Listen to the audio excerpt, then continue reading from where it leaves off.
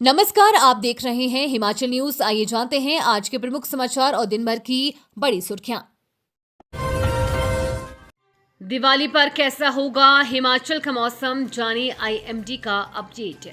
मौसम विभाग ने हिमाचल प्रदेश के लिए निकट भविष्य में किसी भी तरह की खराब मौसम की चेतावनी या अलर्ट जारी नहीं किया है।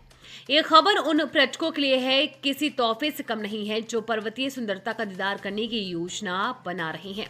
नवीनतम पूर्वानुमानों के अनुसार अब 20 अक्टूबर तक राज्य के सभी हिस्सों में मौसम पूरी तरह से साफ रहने की उम्मीद है। मौसम की इस अनुकूलता को देखते हुए पर्यटकों को अब ऊंचे पहाड़ी क्षेत्रों का भ्रमण करने का शानदार अवसर मिलेगा। विशेष रूप से अब एडवेंचर प्रेमी रोहतांग दर्रा की बर्फीली छटा देखने के लिए जा सकते हैं। साफ रास्ते और खुले मौसम के कारण अटल टनल रोहतांग के रास्ते पर्यटक लाहौल घाटी की यात्रा का भी आनंद ले सकेंगे। सुहावने और साफ आसमान ने राज्य के सभी पर्यटन स्थलों पर सैलानियों की भीड़ को बढ़ाने की उम्मीद जगा दी है, जिससे आने वाले समय में और आने वाले दिनों में यहां अच्छी चहल पहल देखने को मिलेगी। हिमाचल प्रदेश में बनेंगे 80 ई चार्जिंग स्टेशन, नाबार्ड को भेजी संशोधित डीपीआर। अब प्रदेश में एचआरटीसी 80 ई चार्जिंग स्टेशन स्थापित करेगा। इससे प्रदेश के शहरी क्षेत्रों के साथ ही ग्रामीण क्षेत्रों को कवर किया जाएगा। एचआरटीसी ने इसके लिए संशोधित डीपीआर बनाकर नाबार्ड को भेज दी है। यहां से मंजूरी मिलने के बाद ई चार्जिंग स्टेशन निर्माण का कार्य शुरू कर दिया जाएगा। पहले प्रदेश में 53 ई चार्जिंग स्टेशन बनाने की योजना थी। इसको लेकर डीपीआर भी तैयार कर ली गई थी, लेकिन अब निगम ने इसमें बदलाव करते हुए प्रदेश के अधिकांश क्षेत्रों को सुविधा से जोड़ने का फैसला लिया है। संशोधित डीपीआर में अब 53 की जगह 80 चार्जिंग स्टेशन बनाने का प्रस्ताव तैयार किया गया है। सरकार पर्यावरण संरक्षण को बढ़ावा देने के लिए अब ई वाहनों को बढ़ावा दे रही है। इसे देखते हुए ये बसों की खरीद की जा रही है। भविष्य में ई वाहनों की संख्या में बढ़ोतरी होने की संभावना को देखते हुए ई चार्जिंग स्टेशन की स्थापना को लेकर भी कदम बढ़ाए जा रहे हैं। इससे जीवाश्म ईंधन पर सरकार की निर्भरता भी कम होगी। पिछले 1 साल से इस योजना पर एचआरटीसी काम कर रहा है। हालांकि डीपीआर में बदलाव के कारण अभी तक ई चार्जिंग स्टेशन का निर्माण शुरू नहीं हो पाया है।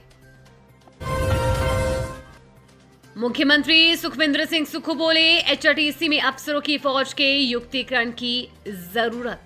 मुख्यमंत्री सुखविंदर सिंह सुक्खू ने कहा कि एचआरटीसी में अधिकारियों की फौज के युक्तिकरण की जरूरत है।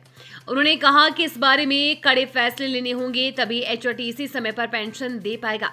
सरकार एचआरटीसी को इसकी भरपाई के लिए 720 करोड़ रुपए की मदद दे रही है। सुक्खू ने पेंशनरों की हड़ताल पर कहा कि एचआरटीसी को हर साल सरकार की ओर से 7.5 करोड़ रुपए देती है। एचआरटीसी अपनी बसें चलाती है। उन बसों की जो आय होती है, चाहे स्कूल में बस जाती है या उपदान बस के रूप में जाती है, सबकी आय में भी 70 करोड़ रुपए के करीब होती है। आपदा रही और 2 महीने एचआरटीसी को काम नहीं रहा।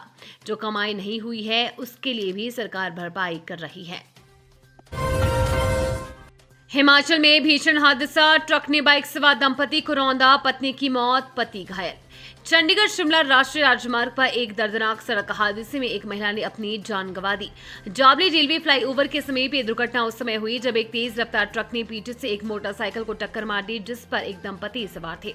पुलिस से मिली जानकारी के अनुसार कोटी गांव के रहने वाली रिखीराम अपनी पत्नी नीमा देवी के साथ बाइक पर कोटी से धर्मपुर की ओर जा रहे थे। इसी दौरान भारत तिब्बत सीमा पुलिस यानी कि आईटीबीपी के एक ट्रक से उनकी बाइक टकरा गई। टक्कर इतनी जबरदस्त थी कि बाइक की पिछली सीट पर बैठी नीमा देवी ट्रक के पहियों के नीचे आ गई और उनकी मौके पर ही मौत हो गई।